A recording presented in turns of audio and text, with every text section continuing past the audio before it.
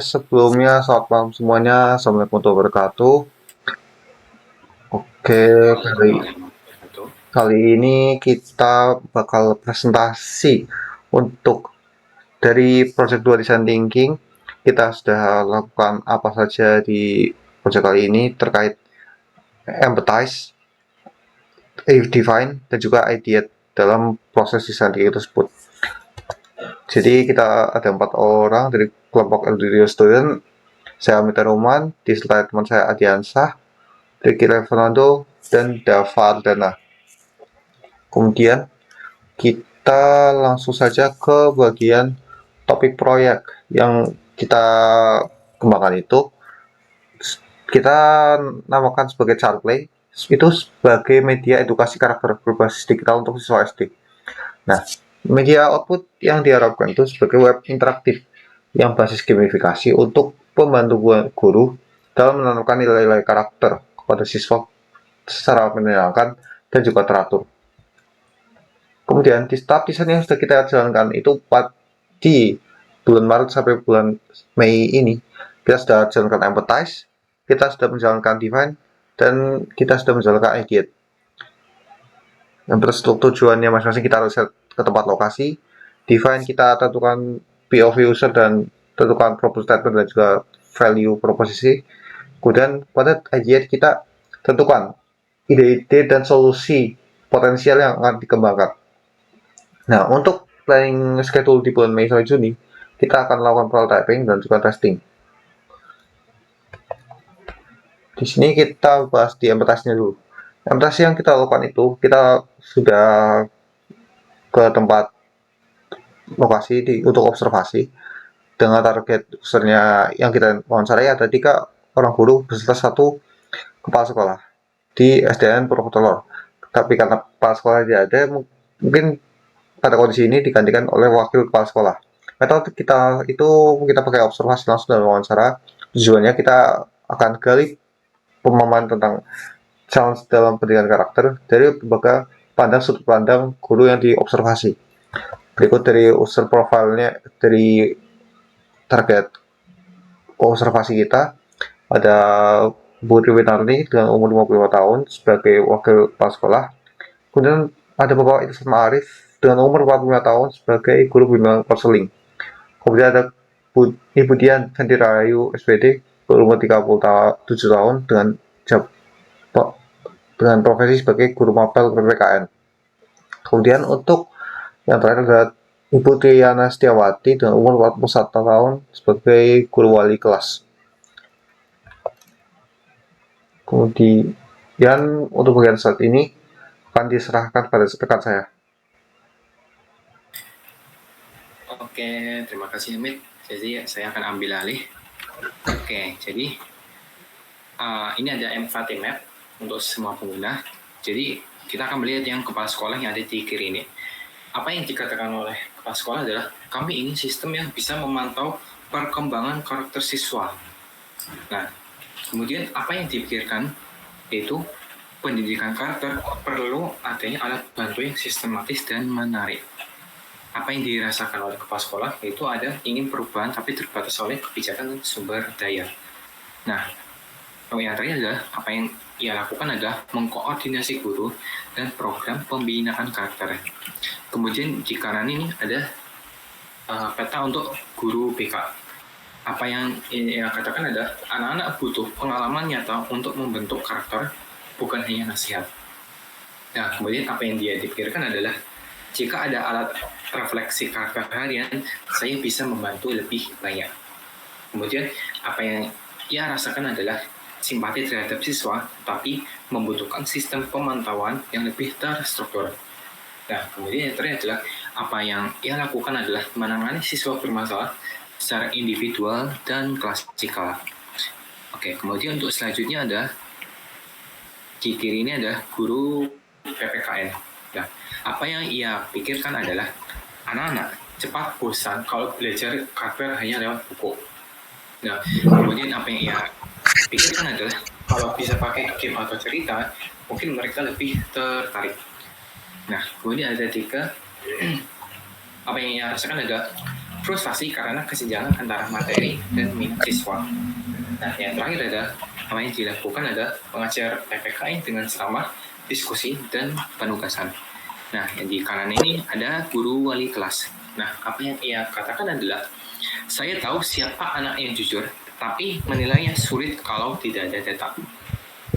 Kemudian apa yang ia pikirkan adalah aplikasi yang melibatkan siswa langsung akan sangat membantu. Nah, kemudian apa yang ia rasakan adalah bertanggung jawab, tetapi sering kewalahan karena tidak semua anak itu bisa dimonitor.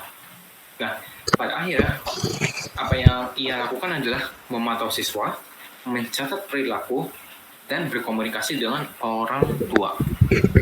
Oke, untuk selanjutnya ada temuan kami dari semua pemetaan yang kita lakukan adalah yang pertama adalah pemikiran dan perasaan. Nah, jadi pendidikan karakter itu penting, tapi sulit ditanamkan dengan metode lama. Nah, kemudian ada melihat, jadi mereka melihat bahwa kurangnya media bantu yang menarik dan interaktif untuk pembelajaran karakter. Dan ketiga adalah apa yang ia katakan dan lakukan adalah mereka ingin siswa itu mengembangkan karakter lewat cara yang menyenangkan. Dan yang terakhir adalah apa yang mereka dengar adalah saran dari orang tua dan dinas untuk memperkuat karakter siswa. Oke, untuk selanjutnya adalah define. Nah, jadi di sini kita mengandalkan POV, point of view. Jadi pertama adalah wakil kepala sekolah yang ingin memastikan seluruh kelas menerapkan pembelajaran karakter secara konsisten membutuhkan alat bantu digital terstruktur karena ia tidak bisa memiliki sistem terintegrasi untuk memantau perkembangan karakter siswa secara menyeluruh. Dan yang kedua adalah guru BK yang sering menangani siswa dengan masalah kedisiplinan membutuhkan media refleksi dan pelacakan perilaku siswa karena ia akan kesulitan mengamati perubahan karakter siswa secara berkala. Yang ketiga adalah guru PPKN yang mengajarkan nilai-nilai luhur itu membutuhkan pendekatan yang menyenangkan dan kontekstual karena siswa itu kurang tertarik pada pembelajaran karakter yang bersifat hafalan dan teoritis. Yang terakhir adalah guru wali kelas yang berinteraksi dengan siswa setiap harinya membutuhkan alat bantu untuk menilai karakter siswa secara kolaboratif dan objektif juga karena penilaian yang dilakukan selama ini itu cenderung observasional dan bersifat subjektif. Nah, untuk selanjutnya akan saya serahkan kepada teman saya yaitu Dava. Terima kasih banyak Mas Anca karena sudah mempresentasikan pada bagiannya. Jadi di sini dilanjut pada bagian problem statement.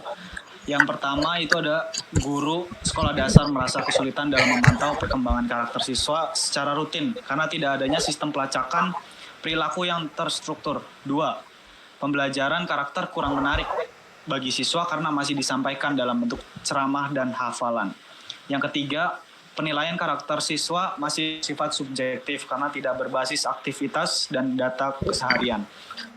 Terakhir, 4. Kurangnya media yang mumpuni untuk menjembatani kerjasama antar guru dalam memantau dan membina karakter siswa. Dan di sini ada value proposition. SharePlay menyediakan yang pertama itu ada permainan edukatif berbasis karakter, cerita interaktif, dan minigame. 3. Refleksi karakter siswa, dan yang terakhir itu ada dashboard evaluasi untuk guru. Dan di sini ada bagian ideat. Ideat itu tim yang sedang mencari solusi kreatif untuk aplikasi web yang akan mengajarkan nilai karakter untuk anak-anak di sekolah dasar. Aplikasi ini akan mencakup yang pertama itu gamifikasi melalui kuis interaktif, tantangan harian, dan sistem penghargaan untuk mendorong para siswa. Yang kedua, cerita animasi interaktif dengan alur cerita yang dapat dipilih siswa untuk mengajarkan nilai karakter. Yang ketiga, jurnal digital yang memungkinkan siswa mengumpulkan umpan balik dari guru dan orang tua untuk refleksi harian mereka. 4. Dashboard guru yang berbasis data untuk memantau perkembangan karakter siswa. pembelajaran karakter menjadi lebih menarik, interaktif, dan terukur dengan kombinasi fitur ini. Dan mungkin di sini ada ide juga dan beberapa solusinya. Pada Mas Adian Muhammad, Mas Anca menyajikan cerita dan pelajaran pendek yang mudah. Aplikasi tak mengganggu yang berisi pesan kutipan pendek. Di sini juga dikerjakan solusi dan fiturnya oleh Mas Hamid. Solusinya itu sekolah ramah teknologi dengan integrasi edukasi digital yang terarah. Di sini juga ada fiturnya. Yang pertama itu literasi digital, yang dimana modul pembelajaran tentang etika digital. Yang kedua, kolaborasi digital, forum guru siswa untuk diskusi pembelajaran karakter. Dan yang terakhir, monitoring dan evaluasi sistem penilaian terpusat berbasis data. Di sini juga ada solusinya dari Mas Riki. Pertama, pendidikan dan sosialisasi. Kedua, sistem kontrol dan monitoring. Yang ketiga, inovasi teknologi. Dan ada fiturnya, konten edukatif, parental controlling, dan yang ketiga, dukungan pengembangan karakter dan edukasi. Mungkin ini bisa dilanjut sama Mas Riki. Silakan Mas Riki. Ya, terima kasih Bapak. Selanjutnya saya akan mengambil alih untuk menjelaskan di bagian lanjutan dari solusi EDR ini. Jadi di sini ada solusi dari Mas Dava Ardana. Di sini untuk solusinya yang pertama ini adalah pembelajaran interaktif berbasis game. Terus yang kedua di sini ada edukasi karakter melalui cerita, dan ketiga ada refleksi pemantauan perkembangan. Empat ada kolaborasi dengan sekolah dan orang tua. Nah, untuk fiturnya di sini diharapkan mungkin ada yang pertama kuis harian dengan skenario sehari-hari. Misalnya apa yang kamu lakukan jika melihat teman yang mencontek, seperti itu. Dan kedua di sini ada kisah moral dengan pilihan akhir berbeda. Misalnya di sini contoh kembalikan dompet teman atau simpan saja. Nah, di sini ada ketiga catatan harian tentang pengalaman menerapkan nilai karakter.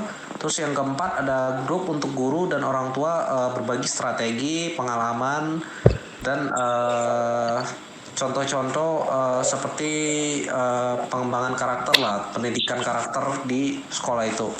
Nah, next. Di sini ada kontribusi tim untuk model kerja dan distribusi peran. Jadi di sini semua anggota terlibat dalam semua sesi. Terus yang setiap sesinya memiliki penanggung jawab kegiatannya masing-masing atau jobnya masing-masing. Terus kerja sama tim di sini berdasarkan koordinasi dan kolaboratif dan sudah terencana. Terus di sini untuk kontribusi di Ardiansyah, di sini dia pick empathize, dia memimpin kegiatan observasi dan wawancara. Terus yang kedua mengkoordinasi pembuatan empathy map. Ketiga menyusun data hasil empati. Terus di sini ada Hamid sebagai pick define. Di sini yang pertama dia menyusun POV atau problem statement dan value proposition. Nah, dan yang kedua menganalisis hasil empati untuk dirumuskan. Dan yang ketiga ini dia menulis definisi masalah berdasarkan data.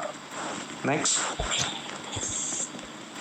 Sini untuk saya sendiri tugasnya adalah pick idea, yaitu memimpin brainstorming ID, terus menyusun fitur-fitur utama aplikasi, dan yang ketiga memformulasikan struktur solusi. Terus di sini ada tugas Dava sebagai pick dokumentasi, yaitu yang pertama menyusun laporan akhir dan slide, dan yang kedua menyatukan hasil dari semua sesi, serta ketiga finalisasi dan koordinasi presentasi. Sekian, terima kasih untuk Bapak yang sudah menyaksikan presentasi kita. Saya tutup, mohon maaf jika ada kesalahan kata-kata yang tidak berkenan atau mungkin kesalahan dalam mengucapkan kata-kata. Ya, saya tutup. Sekian, terima kasih.